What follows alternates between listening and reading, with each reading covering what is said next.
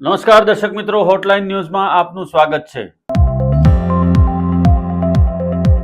આમ આદમી પાર્ટીમાં મોટો વિવાદ સામે આવ્યો છે। સુરત મહાનગરપાલિકામાં વોર્ડ નંબર 12માં આમ આદમી પાર્ટીએ ડોક્ટર પ્રીતિ સદાદિયાને ટિકિટ ફાળવી હતી કોર્પોરેશનની ચૂંટણી લડવા માટે, નગરસેવકની ચૂંટણી લડવા માટે, પરંતુ એમને ટિકિટ ફાળવ્યા બાદ એમણે આમ આદમી પાર્ટી દ્વારા સતત પૈસાની માંગણી કરવામાં આવતી હોવાનું અને સતત પૈસા ઉઘરાવવા માટે કહેવામાં આવતું હોવાનું કહી અને રાજીનામું આપી દીધું છે અને પોતાના 500 સમર્થક સાથે તેઓ કોંગ્રેસમાં જોડાયા છે અને કોંગ્રેસે તુરંત જ એમને ટિકિટ પણ ફાળવી દીધી છે।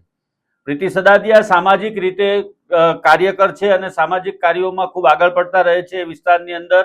આ ઉપરાંત એમની ઇમેજ પણ એક સ્વચ્છ નેતા તરીકેની છે અને લોકો એને રિસ્પેક્ટથી એની સાથે જોડાયેલા છે।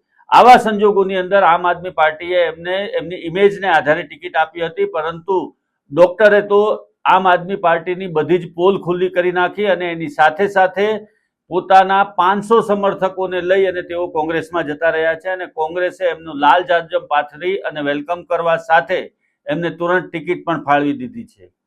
આમ આદમી પાર્ટી માટે આ વખતેની ચૂંટણીમાં કપરા ચડાણું એટલા માટે પણ રહેવાના છે કે ભૂતકાળની અંદર જેમની ઉપર ભ્રષ્ટાચારના આક્ષેપો થયા હતા, એસીબીના હાથે ઝડપાયા હતા, એવા નેતાઓને પણ અહીંયાથી ટિકિટ આપવામાં આવી છે।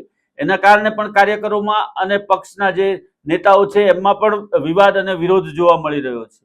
જે પ્રમાણે આમ આદમી પાર્ટી કોર્પોરેશનના ઇલેક્શનની અંદર નગરસેવકોના જે નિમણૂક કરી રહી છે, નગરસેવક તરીકેની ચૂંટણી લડવા માટે જે હોદ્દેદારોની નિમણૂક કરી રહી છે, એને જોતા એવું લાગી રહ્યું છે કે આવનારા દિવસોની અંદર આમ આદમી પાર્ટીમાં હજુ પણ મોટું ભંગાણ પડશે અને કેટલાક નારાજ લોકો હજુ પણ ભારતીય જનતા પાર્ટી અથવા તો કોંગ્રેસ તરફ જશે। ડોક્ટર પ્રીતિ સદાદિયાનું આ જે નિર્ણય છે એના કારણે આમ આદમી પાર્ટીની પ્રદેશ નેતાગીરીને અને સ્થાનિક નેતાગીરીને પણ મોટો ઝટકો લાગ્યો છે।